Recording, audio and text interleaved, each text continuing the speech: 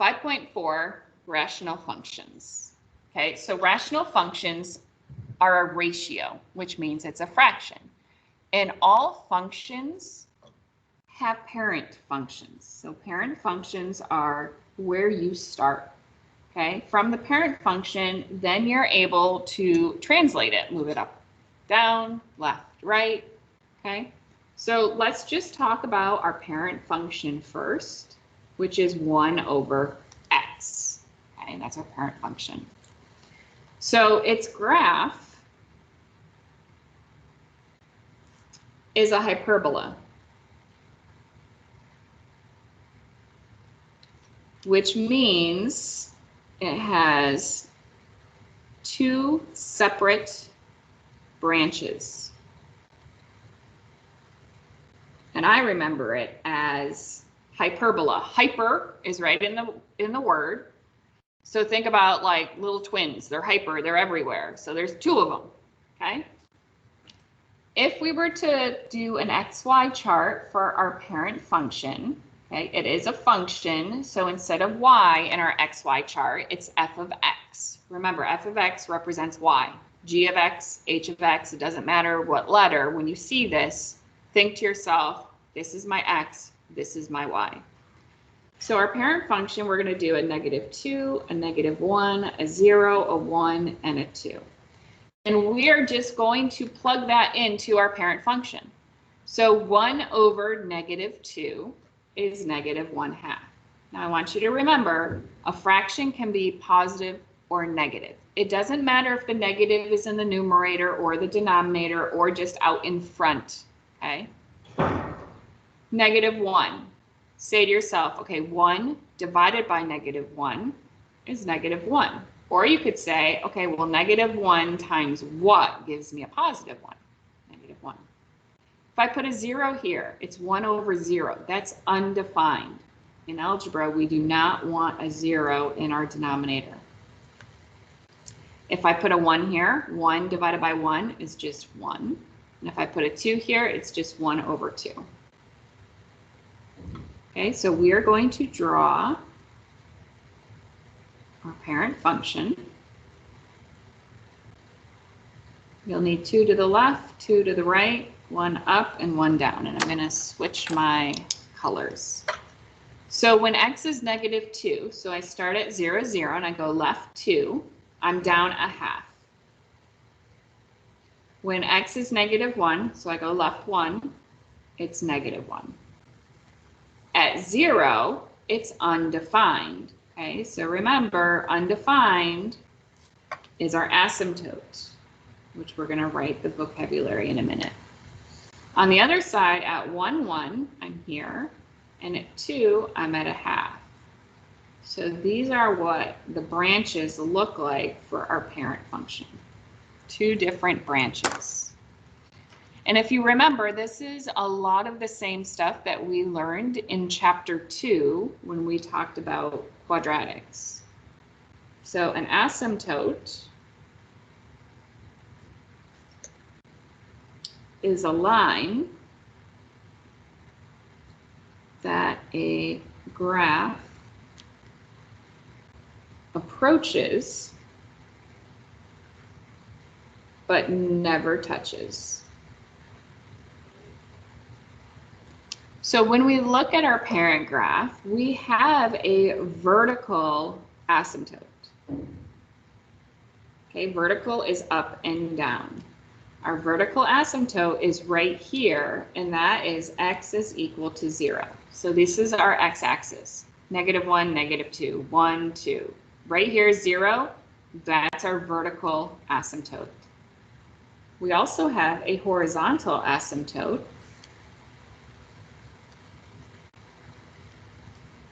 And that is y equals 0. So these are y values. So my asymptote's here. So this would be y equals 1. That's y equals -1. Right here is y equals 0. So that's our horizontal. Think about the horizon, okay? It's left and right. All right, I want you to draw a line because that is all the information that we need to know about our parent function. Now we're going to start looking at, all right, well, how does the equation change when we translate the parent function? So I'm going to use some different colors to help us decipher. We have an A here. We have an H on the bottom, and we have a K off to the side. Now, remember vertex form where you had A times X minus H plus K? So our A, our H, and our K are doing the same thing they did when we were looking at vertex form. So the absolute value of A gives you a vertical stretch or a horizontal compression.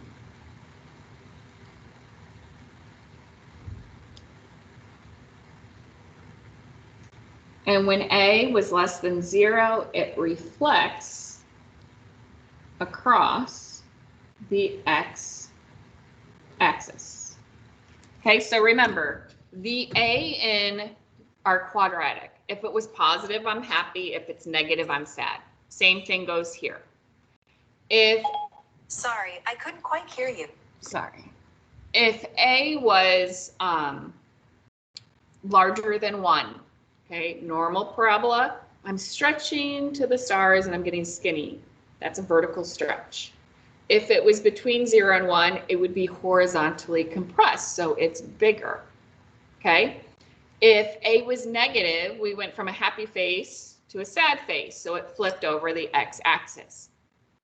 Nothing's changed, okay? Now we're just looking at rational functions, but the A is still telling us all of the same information it told us back in chapter 2, okay? Our K also is not changing. Our K is our vertical translation. So a positive K, your graph moves up. A negative K, your graph moves down. And then we have our H. Okay, our H is our horizontal translation. So remember when I told you X lies, X is still lying to you. So if you have a negative H, you actually move right that many spots. If you have a positive H, you move left. Okay, so if it shows X minus 2, you know you moved right 2. If it says X plus 3, you know you move left 3. Okay, so in this form, so we took our parent graph and we are translating it. We are moving it, okay? Our vertical asymptote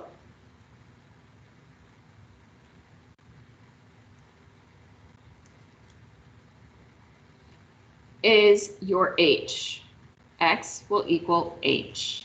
And so when we talk about the vertical asymptote, it's an X value. So it affects our domain. So when you're asked, okay, well, what's the domain? Well, the domain can be any X values except for the H, because this is a vertical asymptote. Just like your parent function, the vertical asymptote is at 0. So if you ask me the domain of my parent, well, this arrow goes left forever. This arrow goes right forever. The only spot it didn't go to is 0. So X cannot equal 0 in my parent graph. Okay, so an asymptote, that imaginary line that your graph will approach, it does not cross. So it will hit every other X value except for that vertical asymptote value. And the same goes with the horizontal asymptote.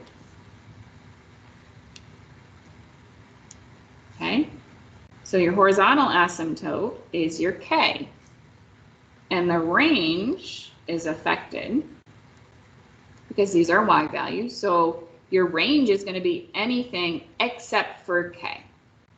It will not touch K. KK. All right. That's all the information we need for that. Okay. Up, down, left, right. Shape change for A. A is negative. It's flipped over the x-axis.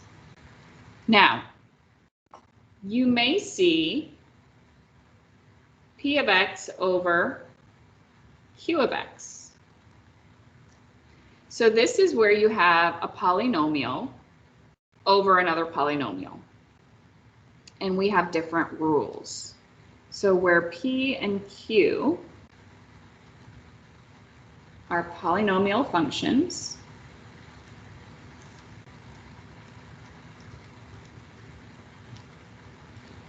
in standard form, okay, remember standard form is decreasing order of exponents with no common factors. Then we follow this, okay? Zeros. How do you find the zeros when we have a polynomial over another polynomial? Okay, you're going to set P of x, which is our numerator, equal to 0 and solve. Okay, so you can say to yourself, looking at any fraction, how do I make the fraction equal 0? Your numerator has to be 0. So when you're looking at a polynomial function over polynomial function, and it asks, what is your zeros? You know you're going to set your numerator equal to 0 to find that. Okay. Your vertical asymptote, which we are going to abbreviate as VA,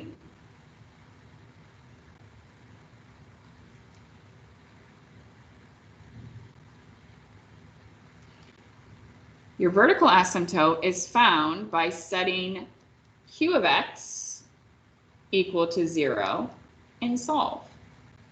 Okay, so if you're finding your zeros in your numerator, the only other area to find your vertical asymptote is your denominator. Okay, and then with this, your horizontal asymptotes are found by following 3 rules. So let's get those rules written down. And the graph at most has 1 horizontal asymptote. You will not have more than 1. All right, so we're going to put a little cheat sheet to the left. It's going to be a little box. Okay. This is our horizontal rules. So I'm going to put the rule in the box, and then on the right, I'll just write what it means. All right, so you have x cubed over x squared. Okay. This produces no horizontal asymptote. So basically this is saying, all right, so if the degree of P is greater than the degree of Q, there is no horizontal asymptote. Now, a lot of students, they mean to say there's no horizontal asymptote and they'll write a 0. You cannot do that. You have to write the word none, okay? Because our next rule says, all right, well, what happens when the exponent is higher on the bottom? Well, when that happens, you actually have a horizontal asymptote and it's at 0, y equals 0. So if the degree of P is less than the degree of Q, the horizontal asymptote is y equals 0. And then the third rule is, all right, well, what happens when they match? X squared over x squared, x cubed over x cubed. Then you're going to take the leading coefficient of your numerator and divide it by the leading coefficient of your denominator. So if the degree of P is equal to the degree of Q, then we're going to follow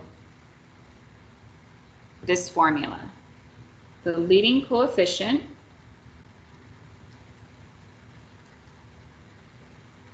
of P over the leading coefficient of Q. Okay, so how am I going to remember this? Okay, so I remember, okay, when your exponent is higher on the top, think about, oh my gosh, it's so heavy, it's going to squash the little guy on the bottom, and then I'm not going to have anything. No horizontal asymptote, it got squashed.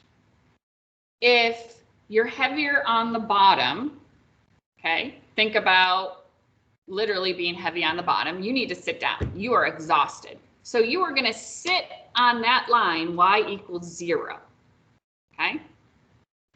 And then if they are equal, so an example would be 10x cubed divided by 5x cubed. Okay, so your x cubes match. All you have to do is take 10 divided by 5, and your horizontal asymptote will be at y equals 2. Okay, 10 divided by 5 is 2. If you had 8x squared divided by 2x squared, all you're going to do is take the 8 and the 2. 8 divided by 2 is 4, so your horizontal asymptote is at 4. Okay,